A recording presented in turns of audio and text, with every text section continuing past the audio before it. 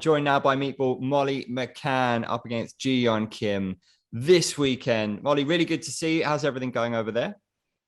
It's going really well, mate. It's about 4:30 in Vegas time. So it's still like late English time. So my body's still getting a little bit acclimatized. But all is well. We've had a few fallouts on this card, but happy that we've still got you. We've still got a massively strong British core. How important is this? It might not be over in England, but it's a big night for British MMA. How are you feeling about it? 100%, mate. I've done a lot of what's it called, interviews the last 2 days, and I just have to keep reiterating at the fact that it feels like we're just back in England. We literally sit with Richard Shaw and Jack Shaw a lot, and Paddy will be in a couple of hours. Modestus is here, and Tom Aspinall, obviously, and Darren. So it's nice that it's like it is GB, but it feels like England or Liverpool face the world. Does it give you an extra buzz or motivation just being around some of those guys from Cage Warriors that you've come up with, and you know, it just makes you feel a little bit at home, maybe, even though you're across the pond? Yeah, of course.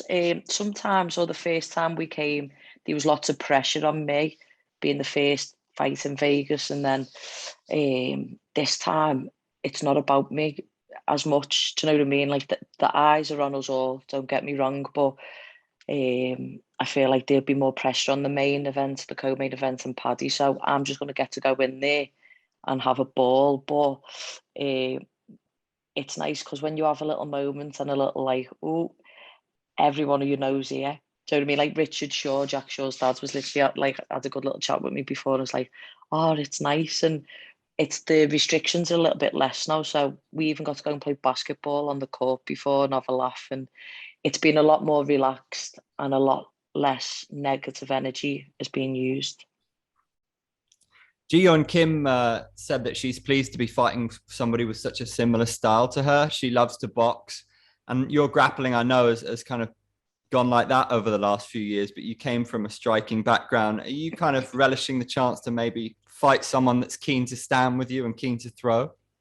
Yeah, the last fight, the girl didn't want to know. Do you know what I mean? I just got like, I was going to say something I shouldn't say. I just got like held against the wall for a long, like, or just pinned on the floor with no real action and nothing looking to finish me. Like when you do MMA, and especially if you make it to this league and this level, I believe every fight you want to be going in and looking for the finish.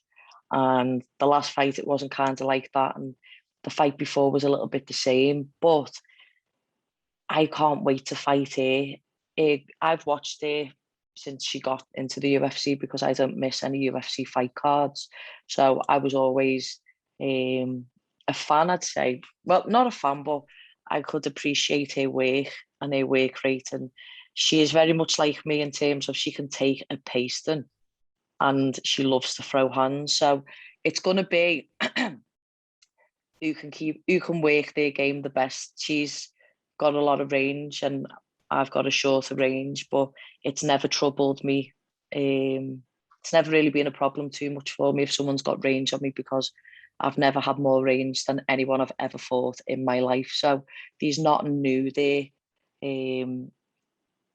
And it's going to be a good war, mate. Do you think for a while, I think you said that you wanted to get a submission win for your coach in the past. Do you think for a while that you were kind of determined to show how good your grappling could be? And now you kind of looking to remind everyone what made you get all What those made me knockouts in me? Cage Warriors, you know? Yeah, like I'm never in a boring fight, and you've obviously seen me fight and know that I'm looking to knock someone out. But I felt like it really traumatized me how I lost in my first UFC fight, and it's always been a chip on my shoulder. And I always joke with the lads saying, until I've got a submission, I'm not part of the next gen. I know I am. Obviously, I brought a world title home and that, but I have focused a lot and put a lot of pressure on a submission victory. But the way we've worked this camp is what's going to be is going to be. So if I'm going to take her down, like I'll try and submit her, and if we stay standing, then I'm going to try and knock her out. So as opposed to being so one way, we're just going to however it goes, I'm looking for the finish in the fight. Yeah, she's been training a lot at Syndicate this year with Jojo Calderwood. Yeah. So, and she also said that she's really interested by bare knuckle boxing maybe in the future, and that she would never lose a bare knuckle fight, which I thought was quite interesting. I mean, what does that say about her, do you think? It says she's game. It could say her eyes are onto something else still. Like, she could be looking past her UFC career and 1 foot half out the door. You could take it a few ways, but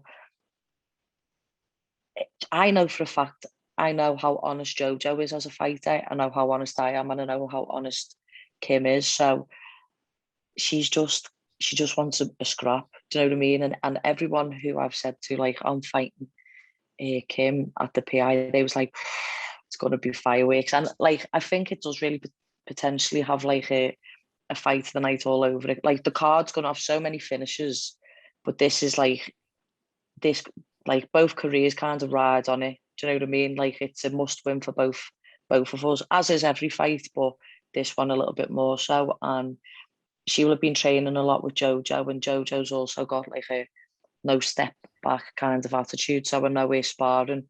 She would have had some really good sparring for this camp. I don't know if there's a connection there. I mean, we could all kind of complain about COVID, but are you kind of extra annoyed at what happened? Because you were flying, you're on a 3-fight win streak in 2019, and then 2020, 2021, everything was disjointed, getting fights was hard, and then, you know, they both didn't go your way, but you were flying before that. Do you feel like that had a part in kind of throwing you off? I could sit here and like, what's it, like, suck sour eggs or whatever the saying is, but look, I lost the fight, so it doesn't, I can't really blame COVID, because ultimately it was my fault, when it's my poor decision making when I was in the cage and I made the wrong decisions at that time. But it would have been a lot easier. We could have had more training partners. Like, for the Talia Santos fight on Fight Island, I was doing my pads and stuff in like my coach's back garden illegally, because we weren't even allowed to train.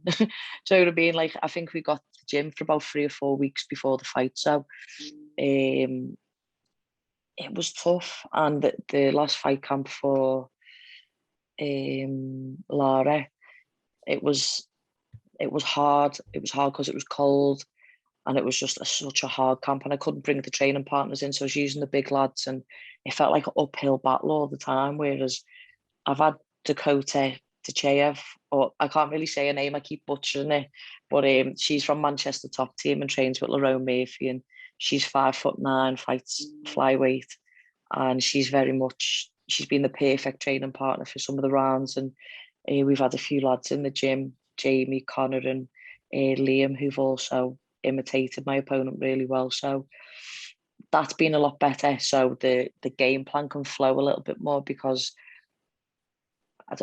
they fight like her. Do you know what I mean? So my natural reaction will probably work when I'm in the cage, as opposed to the last camp was just so hard, mate. Your last finish was Cage Warriors 90, where you won the title. This one, is this the last fight of your contract? Do you feel like something big, you know, the Britain factor, do you feel like you're going to put her away, get a new contract, it's all going to come together? I wouldn't be here if I didn't think it would. I wouldn't be here if I didn't think I was going to get that.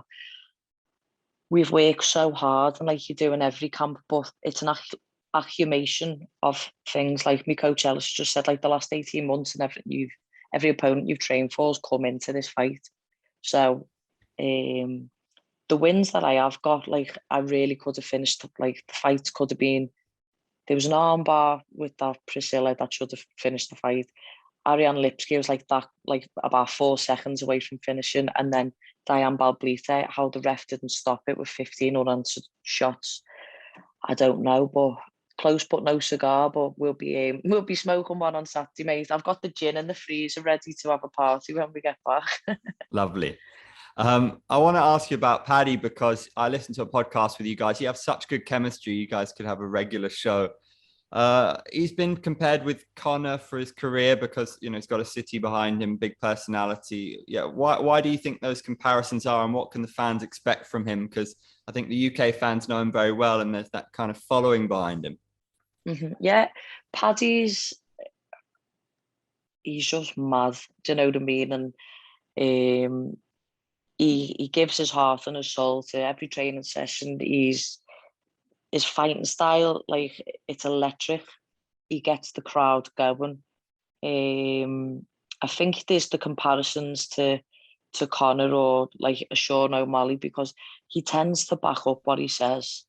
He used to say some shit, lad, but he's half like reined it in now. Now he's got to the UFC, he's half brought it down a peg. But yeah, he does what he says he's going to do, and when people do that, people get behind him. And a lot of people don't like him for how he speaks, and they can't even light a candle to him or shine a torch to him for what he's achieved and his accomplishments in his lifetime. But the Paddy that's ready for the UFC is a man. He's learned from his mistakes, and he's just ready now. You know, before he was right in turning the UFC down, he had to go through a lot of adversity outside the cage, which he might never speak about, or a lot of people don't know about, but ultimately he's got here. And I remember my first Cage Warriors fight, he headlined the fight card, and then it's a first again. You know, like both of us, he'll be in about 4 hours, but it's a first for us both, and he's going to do great things. And it's good to have the gym's flying. The gym's really flying. You'll see at the other pros and everyone who's about to challenge for world titles, or Matt Bonner, who is a world champion now. I think we're like the best gym in England. Like, I feel as if we all keep on pushing and pushing and pushing. And yeah, it'd be good to put the performance on and show the coaches we can do what they're telling us to do, and put on for the city. Well, Michael Bisping's obviously at BT Sport now, first UFC champion for Great Britain.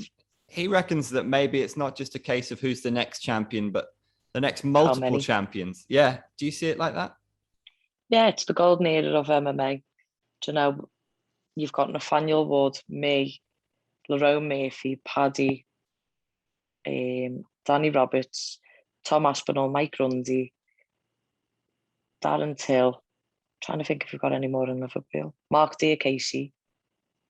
Like, Mateus Badescus, and maybe Darren Stewart. I'm not sure if he's just being cut, but that's a hell of a lot of English fighters. And my God, Leon Edwards, sorry, don't know if I got him out, but that's a lot. That's good stock. And if you'd have looked in the UFC even 10 years ago and thought, we'll never have anything like that, but we're coming. And I think England had a lot to learn in terms of grappling, and our striking was always superior, but I feel like the grappling side's now has caught up. And yeah, we're belters, aren't we, lad? Last one then for me. You're an Everton fan, right? So are you happy with Rafa, and is he going to do big things this season? They've started well.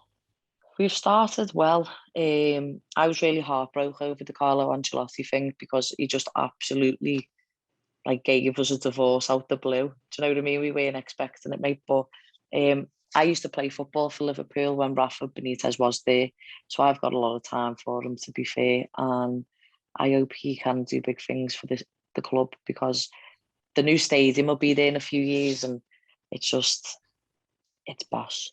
Oh, press the wrong button. Nice Sorry, one. lad.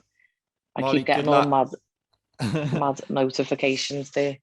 Lovely to interview you for the first time. Lily, thanks for facilitating. And I didn't know you used to play for Liverpool. That's interesting. Awesome. I was a professional footballer. Then I was an amateur boxer, national champion. And then I went to uni, and then I started MMA. It's not bad, is it? No, lad, I got the degree as well. And I can't even spell, so it's happy days. Amazing. Oh, good luck this weekend. It's going to be good. Thanks a lot. Cheers, lad. Go on, lad.